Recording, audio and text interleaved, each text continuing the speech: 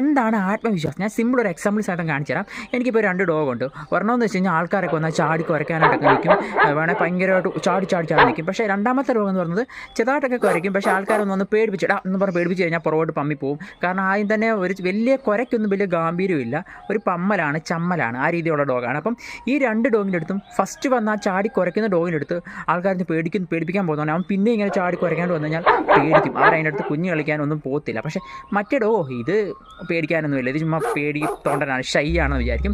ഇതാണ് self confidence എന്ന സാധനം. ആത്മവിശ്വാസം ഉള്ള ആളാണെങ്കിൽ എവിടെ പോയാലും എന്ത് പ്രോബ്ലം വന്നാലും സെൽഫ് കോൺഫിഡൻസ് ഉള്ള ആളെ നമുക്ക് തിരിച്ചറിയാൻ പറ്റും. അങ്ങനെ ആണെങ്കിൽ അവർക്ക് അവിടെ മൂവ് ഓൺ ചെയ്യാൻ പറ്റും. മാക്സിമം ശ്രദ്ധിക്കുക, സ്വന്തം നമ്മൾ അടിപൊളിയാന്ന് ചിന്തിച്ചാൽ മതി. കാരണം മറ്റുള്ളവരെ വെച്ച് നമ്മൾ കമ്പയർ ചെയ്യുമ്പോഴാണ് ആത്മവിശ്വാസമൊക്കെ കുറയുന്നത്.